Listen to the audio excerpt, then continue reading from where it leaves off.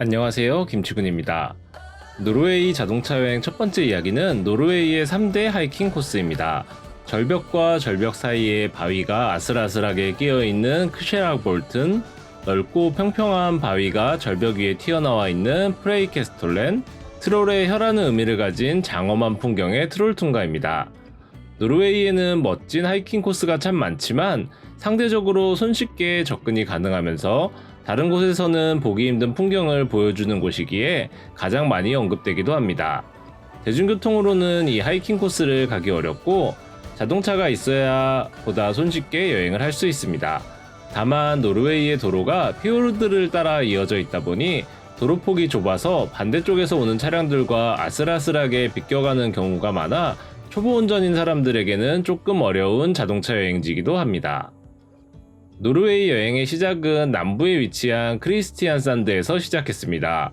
덴마크에서 페리를 타고 이곳으로 넘어온 이유는 크시락볼튼으로 가기에 가장 좋은 위치에 있었고 스타방게르로 가는 것보다 저렴하면서 시간대도 좋았기 때문이었습니다. 그렇게 좁은 노르웨이의 도로를 달리는 동안에도 중간중간 볼거리들이 등장합니다. 양들도 만나고 눈이 녹아 만들어진 작은 호수에도 들립니다. 그렇게 점심이 되기 전 크시락볼튼의 트레일헤드에 도착했습니다.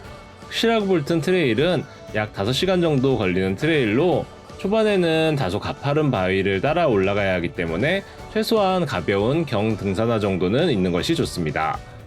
트레일 초입에 다소 경사가 가파른 구간에는 잡고 올라갈 수 있도록 가이드가 설치되어 있습니다. 이 첫 구간만 지나면 전체적으로 완만한 오르막과 내리막이 이어지기 때문에 트레일 초반이 가장 어려운 부분이라고 생각하시면 됩니다. 맑은 날에는 쉽게 올라갈 수 있지만 비가 오는 날에는 바위가 미끄러워 많이 조심을 해야 하기도 하고요. 대부분의 구간은 성인이면 잡지 않고도 쉽게 올라갈 수 있지만 어른들도 잡고 올라가야 할 정도의 경사가 있기도 합니다. 꽤 높이 올라가다 보니 아래로 내려다보는 풍경도 멋집니다. 올라와서 잠깐 숨을 돌리고 조금 걸으면 이제는 또 내려가는 코스가 나옵니다. 하지만 조금 내려갔다가 보드워크를 따라가면 완만한 오르막이 나오는데 처음 구간에 비하면 쉬운 편입니다. 보드워크 옆으로 보이는 연못에는 바람이 불지 않아서 멋진 반영이 보였고 피오르드와 피오르드 사이에 작은 협곡도 보였습니다. 그렇게 다시 오르막을 올라서 뒤돌아보니 방금 온 곳이 작은 분지처럼 느껴집니다. 트레일에는 트레일의 방향을 가리켜주는 표지판도 있지만 이렇게 붉은색으로 제대로 가고 있음을 알려주는 T자 모양의 표식도 있습니다. 그렇게 트레일은 오르락 내리락 하며 계속 이어지다가 마지막 바위를 오르면 이제부터 능선을 따라 이동하게 됩니다. 여전히 바위를 보는 풍경이 이어지지만 마지막 바위에서는 리세피오르드를 내려다볼 수 있습니다. 스타방게르를 오가는 페리가 있는 리세볼튼도 내려다 보이고요. 계속 올라가면서 피오르드 아래쪽을 바라봤더니 실제와는 다르게 아슬아슬한 느낌이 듭니다. 여기서부터는 완만한 트레일이 계속됩니다.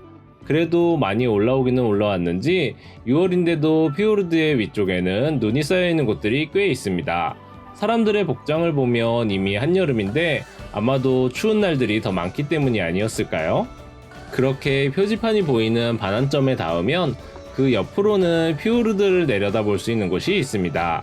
아까 리세볼튼이 내려다 보였다면 이제는 리세피오르드가 내려다 보이는 각도까지 오게 된 거죠.